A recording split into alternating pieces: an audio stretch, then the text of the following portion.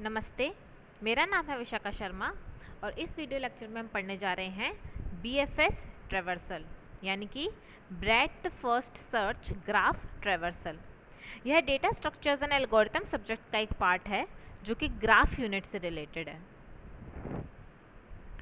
Graph traversal का मतलब क्या होता है? हम जानते हैं ग्राफ किन से मिलके बनता है? नोड्स से और एजेस से। तो जब ग्राफ में जितने भी नोड्स होते हैं उन सब नोड्स को हम एक एक बार विजिट करते हैं, इस प्रक्रिया को हम कहते हैं ग्राफ ट्रैवर्सल। जैसे कि ये ग्राफ हम देख सकते हैं, इसके अंदर 4 नोड्स हैं A, B, C, D। इन चारों नोड्स को एक एक बार जब हम विजिट करते हैं, अब विजिट करने का मतलब क्या है? हम उस नोड को मेमोरी में एक्सेस कर रहे हैं, उसको हम कुछ भी ऑपरेशन उसके साथ परफॉर्म कर सकते हैं, हम उसको प्रिंट करा सकते हैं। तो विजिट करके आने को जनरली हम ये समझ सकते हैं कि मेमोरी में हमने उसको एक्सेस किया और उस पर कोई ऑपरेशन परफॉर्म किया, जैसे सबसे बेसिक ऑपरेशन उस नोड को प्रिंट कराया। तो इस ग्राफ के अंदर जैसे 4 नोड्स लिख रखे हैं, तो इसको अपन ट्रैवर्सल किस किस तरीके से हो सकता है कि मैं A को प्रिंट करूं, फिर B को प्रिंट करूं, फिर C को, फिर D को। तो एक तो ट्रैवर्सल क्या हो गया इस ग्राफ का, A, B, C, D। इसी तरीके से मैं बाकी भी ट्रैवर्सल कर सकती हूँ, जैसे कि दूसरा हम क्या देख रहे हैं, CADB। पहले C को प्रिंट करूं, फिर A, then D, then B। तो इन चारों नोड्स को ऑर्डर कुछ भी हो सकता है जिसमें मैं प्रिंट कर रही हूँ। तो ऐसे रैंडमली तो अपन किसी भी ऑर्डर में नोट्स को प्रिंट कर नहीं सकते, विजिट कर नहीं सकते। तो हमारे पास में कुछ रूल्स होते हैं, कुछ मेथड्स होते हैं जिनके थ्रू हम इन सब नोट्स को विजिट करेंगे, प्रोसेस करेंगे। बेसिकली हमारे पास में 2 ट्रैवर्सल मेथड होते हैं। इस वीडियो लेक्चर में हम पढ़ने जा रहे हैं उसमें से एक ट्रैवर्सल मेथड जिसका नाम है BFS ट्रैवर्सल यानी कि breadth first search traversal. BFS traversal method में हम एक क्यू डेटा स्ट्रक्चर यूज़ करते हैं। अब क्यू डेटा स्ट्रक्चर क्या होता है, थोड़ा सा यहाँ रिवाइज कर लेते हैं। Q data structure FIFO concept पे बेस्ड है। फीफो मतलब फर्स्ट इन फर्स्ट आउट। अब इसका क्या मतलब हुआ? फर्स्ट इन यानी कि जो पहले आएगा, फर्स्ट आउट वही पहले जाएगा।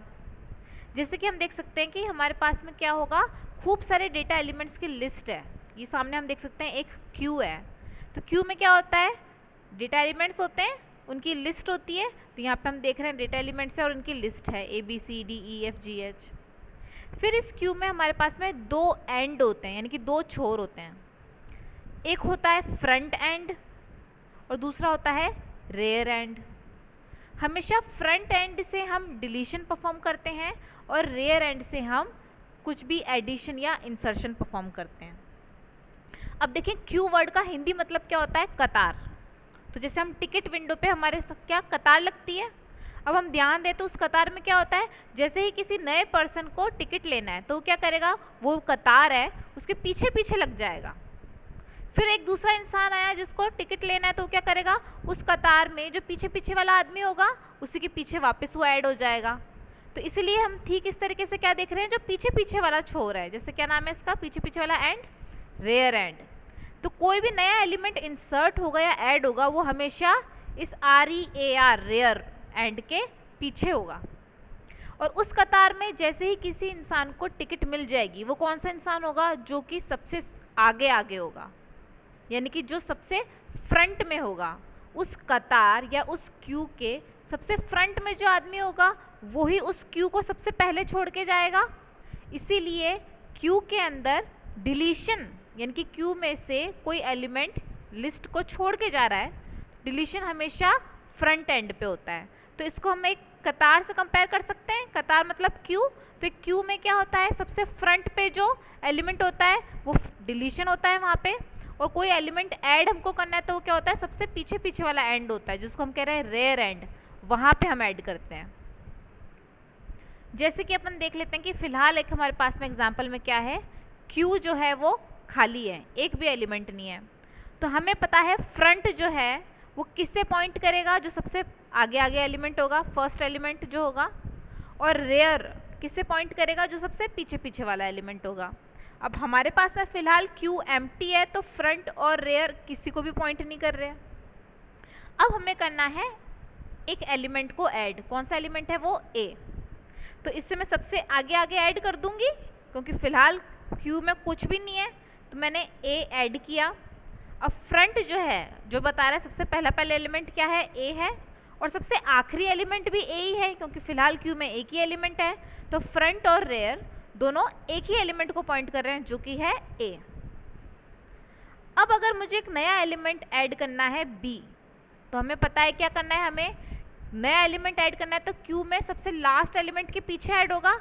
सबसे लास्ट एलिमेंट कौन सा है, ए, तो हमें बी ऐड करना है तो बी को हम कहाँ ऐड करेंगे, ए के पीछे ऐड करेंगे।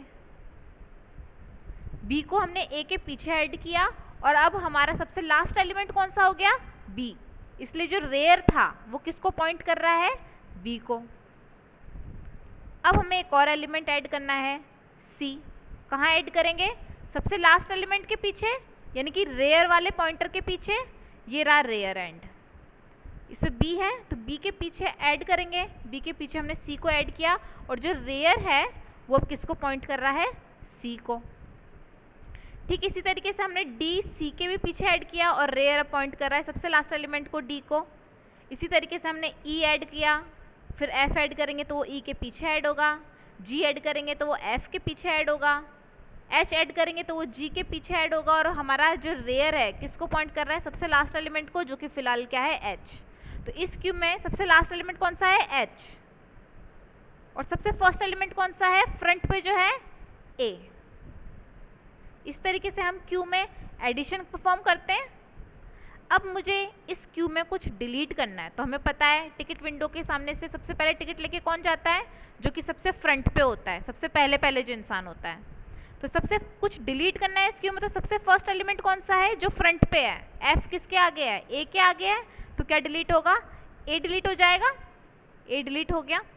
अब फ्रंट सबसे आगे ए के डिलीट होते ही कौन आ गया, बी आ गया, इसलिए हम देखेंगे जो फ्रंट है एफ वो किसको पॉइंट कर रहा है, बी को। इस तरीके से हम क्यू में डिलीशन परफॉर्म करते हैं। ठीक इसी तरीके से अगर मुझे वापस से डिलीट करना है तो बी डिलीट होगा, उसके बाद में क्या हो जाएगा, जो सी है फर्स्ट फ्रंट एलिमेंट सी बन जाएगा। ठीक इसी तरीके से अगर मैं वापस से डिलीट परफॉर्म करती हूँ तो सी डिलीट होके जो डी है वो फर्स्ट एलिमेंट बन जाएगा। अब यहाँ पे हम ध्यान देंगे, फिलहाल हमारी क्यू में ये सीन है, इस सीन में अब हम क्या कर रहे हैं, अब हमको करना है पी को ऐड। तो पी कहाँ ऐड होगा, सबसे लास्ट में जो एलिमेंट है उसके पीछे, सबसे लास्ट में एलिमेंट क्या है, एच, उसके पीछे पी ऐड हुआ, और उसके बाद में क्या होगा, जो आर है वो एच की जगह पॉइंट किसको करना चाहिए, फिर पी को। तो इस तरीके से हम क्यू में एडिशन और डिलीशन परफॉर्म करते हैं, और इसी डेटा स्ट्रक्चर को अपन बीएफएस ग्राफ ट्रैवर्सल निकालने के लिए यूज करेंगे। अब बीएफएस ट्रैवर्सल निकालेंगे कैसे, in breadth first search traversal we require a starting vertex. हमारे पास में ग्राफ होगा, ग्राफ में खूब सारे नोड्स होंगे, नोड्स मतलब वर्टेक्स। उन सब वर्टेक्स में से हमें किसी भी एक वर्टेक्स को स्टार्टिंग वर्टेक्स सेलेक्ट कर लेना है, वो कोई भी वर्टेक्स हो सकता है। हमें डिसाइड कर लेना है उस ग्राफ में से कि हम इस नोड से या इस वर्टेक्स से स्टार्ट कर रहे हैं। First one vertex is selected as start vertex, it is visited and printed. हमने किसी भी वर्टेक्स को सेलेक्ट किया स्टार्ट वर्टेक्स, उसको विजिट किया मतलब कि उसको प्रिंट किया, यानी कि अब ट्रैवर्सल क्या उस नोड का हो चुका है। स्टार्ट वर्टेक्स का अब हमने ट्रैवर्सल कंप्लीट कर लिया। देन नेक्स्ट हमें क्या करना है, all unvisited vertex adjacent to it are visited and printed. इसका मतलब क्या हुआ, स्टार्ट वर्टेक्स को हमने सेलेक्ट किया, उसको विजिट किया और यानी कि उसको प्रिंट करा दिया। अब हमें क्या करना है, इस स्टार्ट वर्टेक्स के जितने भी एडजेसेंट वर्टेक्स थे, जितने भी नेबर वर्टेक्स थे या पड़ोसी वर्टेक्स थे, उन सबको हमको एक एक करके विजिट करना है और प्रिंट करना है। पर क्या ध्यान रखना है, जितने भी उसके नेबर वर्टेक्स में से अगर कोई ऑलरेडी विजिट हो चुका है तो उसको हमको वापस से विजिट नहीं करना है। इसलिए हमने यहाँ पे क्या लिखा है, ऑल अनविजिटेड वर्टेक्स, यानी कि स्टार्ट वर्टेक्स को हमने प्रिंट किया, फिर उसके सारे पड़ोसी वर्टेक्स को प्रिंट करेंगे। अगर उन पड़ोसी वर्टेक्स में से कोई ऑलरेडी प्रिंट हो चुका है तो उसको दोबारा प्रिंट या विजिट नहीं करेंगे। फिर हम क्या कह रहे हैं, finally the unvisited vertex immediately adjacent to these vertex are visited and printed and so on until the entire graph is traversed। इसका क्या मतलब हुआ? स्टार्ट वर्टेक्स को प्रिंट कराया, उसके सारे पड़ोसी वर्टेक्स को प्रिंट कराया, फिर हमें क्या करना है, उन पड़ोसी वर्टेक्स के भी जो पड़ोसी वर्टेक्स होंगे उन सबको भी हम प्रिंट कराएंगे, और ऐसा हम करते चले जाएंगे। फिर उनके भी जो एडजेसेंट होंगे, फिर उन एडजेसेंट के भी जो एडजेसेंट होंगे, ऐसा स्टेप बाय स्टेप हम सारे वर्टेक्स को विजिट करते जाएंगे जब तक कि ग्राफ के सारे नोड्स विजिट नहीं हो जाते। बेसिक हमारा ये मेथड है बीएफएस ट्रैवर्सल का। जैसे कि हम देख सकते हैं ये हमारे पास में एक ग्राफ बना हुआ है। अब कैसे परफॉर्म करेंगे बीएफएस ट्रैवर्सल को? इस ग्राफ में कितने 8 नोड्स देख सकते हैं हम, है ना, और मल्टीपल एजेस हैं। इस ग्राफ का सबसे पहले तो हमें एडजेसेंसी लिस्ट की ज़रूरत पड़ेगी। एडजेसेंसी लिस्ट क्या होती है हमें पता है। एडजेसेंसी लिस्ट हर नोड की एक लिस्टिंग रखती है जिसमें हर नोड के जितने भी एडजेसेंट नोड्स हैं उसकी पूरी लिस्ट हमारे पास में होती है। जैसे कि देख सकते हैं ए है, ये ए नोड की कितने कितने नेबर वर्टिसेस हैं, बी सी एंड डी है, तो ए की एडजेसेंसी लिस्ट में हमने लिख दिया है बी सी डी। ठीक इसी तरीके से मैं बी नोड की बात करूं तो बी नोड के एडजेसेंट नोड कौन कौन से हैं, एफ ई सी ए। तो देखो हमने यहाँ पे एडजेसेंसी लिस्ट में लिख दिया है ए एफ ई सी, इसको हम किसी भी ऑर्डर में लिख सकते हैं। इसी तरीके से हमने सारे नोड्स की लिस्टिंग बना ली है एडजेसेंट नोड्स की, जिसको हम एडजेसेंसी लिस्ट कहते हैं। देखें हम जो एच नोड है, ये रहा एच नोड, ये किन किन नोड से कनेक्टेड है, एडजेसेंट नोड्स हैं एफ और जी, तो इसकी एडजेसेंसी लिस्ट में हमने लिख दिया है एफ और जी। तो सबसे पहले तो इसके लिए हमको किसकी ज़रूरत पड़ेगी, उस ग्राफ के एडजेसेंसी लिस्ट की ज़रूरत पड़ेगी जिसके अंदर सारी इन्फॉर्मेशन है कि कौन से नोड के कौन कौन से एडजेसेंट नोड्स हैं। बीएफएस ट्रैवर्सल को हम लेवल ऑर्डर ट्रैवर्सल भी कहते हैं। लेवल ऑर्डर ट्रैवर्सल क्यों कहते हैं? ग्राफ में लेवल क्या होता है ये तो हमें पता है। जैसे कि ये ग्राफ हमें दे रखा है, अब अगर हमें इसका बीएफएस ट्रैवर्सल निकालना होता है तो हमने अभी क्या देखा, पहले एक स्टार्टिंग नोड हमें फिक्स करना होगा। हम मान लेते हैं कि हमने ए को स्टार्ट वर्टेक्स फिक्स किया, तो हम पहले ए को तो विजिट करेंगे, ए को प्रिंट कराएंगे, उसके बाद ए के सारे नेबर्स को प्रिंट कराएंगे।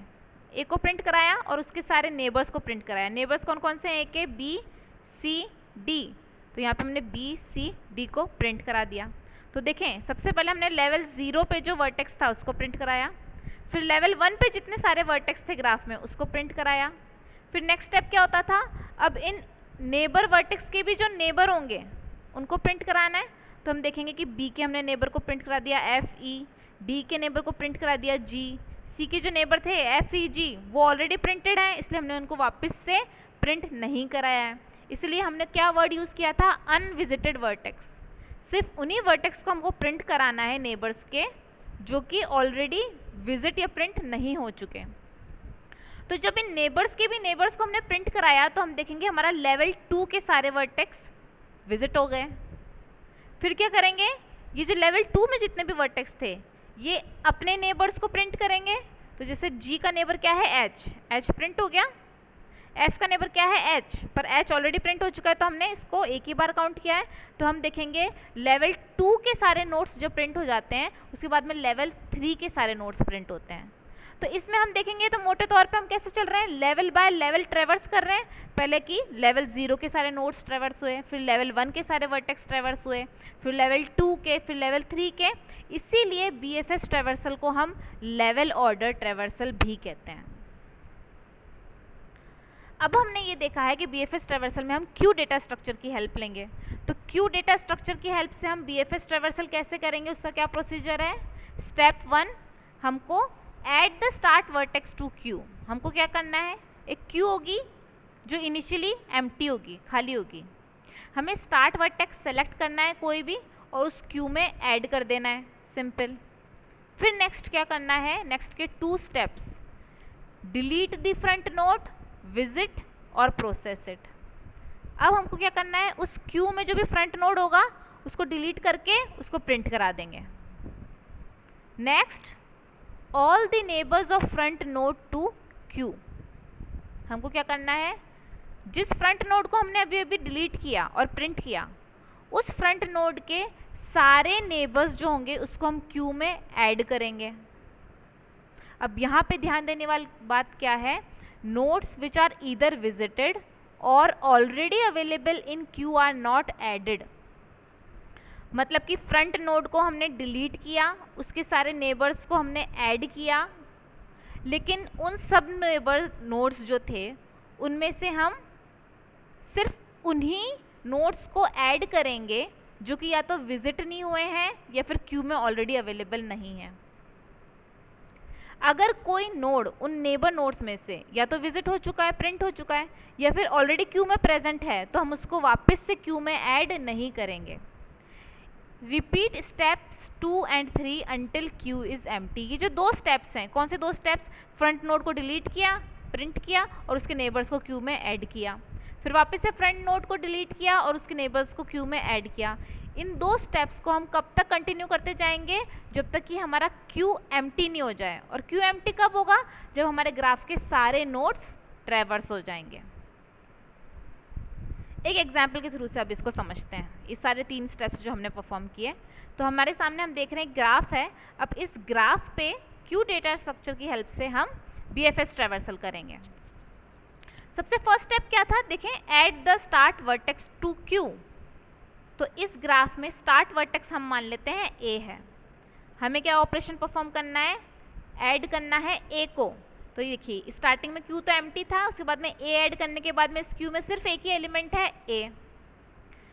इस क्यू में हमको पता है 2 एंड होते हैं, एक तो सबसे आगे आगे वाला एंड फ्रंट और एक सबसे पीछे पीछे वाला एंड रेयर। तो जो लेफ्ट हैंड साइड पे जो भी एलिमेंट्स होंगे वो मैं लेफ्ट साइड को फ्रंट मान रही हूँ, और राइट हैंड साइड के सबसे लास्ट में मैं क्या मान रही हूँ? रेयर एंड होगा। और इसके बाद में हम जैसे जैसे नोड्स को ट्रैवर्स करते जाएंगे वो प्रिंट कराते जाएंगे। तो फर्स्ट स्टेप तो फिलहाल हमको कुछ भी प्रिंट नहीं कराना है, स्टार्ट वर्टेक्स को ऐड करना है। तो हमने लिखा है ऐड ए और इस क्यू में ए को ऐड करा दिया। इनिशियली क्यू खाली था तो हमने स्टार्टिंग में ए की वर्टेक्स रखा है। फिर स्टेप क्या था? Delete the front node visited. Front node इस क्यू में कौन सा है? ए। तो हमको ए को डिलीट करना है और उसको प्रिंट कराना है। तो देखो हमने क्या लिखा है? रिमूव ए, क्योंकि फ्रंट नोड यहाँ ए है, ए को रिमूव किया और ए को हमने यहाँ पे प्रिंट करा दिया। नोड ट्रैवर्स प्रिंट करा दिया मतलब उसको विजिट कर लिया, उसको प्रोसेस कर लिया या फिर उस नोड को ट्रैवर्स कर लिया। तो ए को हमने ट्रैवर्स कर लिया है, तो नोड ट्रैवर्सल में सबसे पहले हमने नोड कौन सा लिखा है? ए। फिर हम देखेंगे स्टेप थर्ड क्या था? इस फ्रंट नोड के सारे नेबर्स को ऐड करना है क्यू में। तो रिमूव किया ए को, प्रिंट कराया and add its neighbours at rear. A को रिमूव करने के बाद उसके जितने भी नेबर्स होंगे उसको रेयर पर एंड करना है। तो अभी हमने देखा था कि क्यू के अंदर हमको नया एलिमेंट ऐड करना है, तो कैसे करना है? तो ए के नेबर्स कौन कौन से हैं? पहले तो ये हमें पता चलेगा एडजेसेंसी लिस्ट से। अभी हम ग्राफ से देख लेते हैं ए के नेबर्स कौन कौन से हैं? B, C, D. तो हमने ए को तो क्यू से डिलीट कर दिया और उसके नेबर्स को ऐड कर दिया। ऐड करने के बाद क्यू में क्या जुड़ा? बी, उसके बाद में सी ऐड हुआ, उसके बाद में डी ऐड हुआ और ए हम प्रिंट कर चुके हैं। तो फिलहाल अब मेरी क्यू कैसी है? B, C, D. बी जो सबसे फ्रंट में है और सबसे पीछे क्या है? डी। अब वापस से वही 2 स्टेप्स रिपीट करने हैं। कौन से 2 स्टेप्स? फ्रंट नोड को डिलीट करना है और उसके नेबर्स को ऐड करना है। बी, सी, डी में से फ्रंट नोड कौन सा है? बी। तो बी को डिलीट करेंगे और उसके नेबर्स को ऐड करेंगे। रिमूव बी, बी को देखो हमने रिमूव कर दिया, इसको यहाँ पे हमने विजिट भी कर दिया, ट्रैवर्सल में बी लिख दिया। जिसको हम रिमूव करते जा रहे हैं नोड ट्रैवर्सल में उसे हम लिखते जाएंगे। Remove B, add its neighbours at rear. तो बी के सारे नेबर्स को हमको क्या करना है? इस क्यू के पीछे ऐड कर देना है। बी के नेबर्स कौन कौन से हैं? एफ, ई, सी, ए। 4 नेबर्स हैं, लेकिन इसमें से ए ऑलरेडी प्रिंट हो चुका है, सी ऑलरेडी क्यू में है, बचे सिर्फ 2 नोड्स एफ और ई।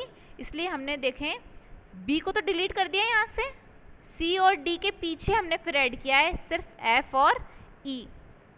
ए और सी ऐड क्यों नहीं किया है? क्योंकि सी तो ऑलरेडी क्यू में था और ए ऑलरेडी प्रिंट हो चुका है।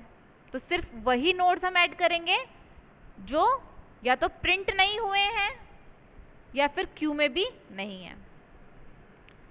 तो बी को डिलीट करके उसके नेबर्स ऐड करने के बाद क्यू कैसी है? सी, डी, एफ, ई। सी जो फ्रंट पे है और ई जो रेयर पे है।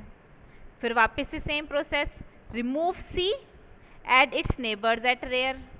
सी रिमूव किया इसमें से, सी डिलीट किया तो डी सबसे फ्रंट में आ गया, और सी के नेबर्स को हमको ऐड करना है इसमें। सी के नेबर्स कौन कौन से हैं, A B F E D ji.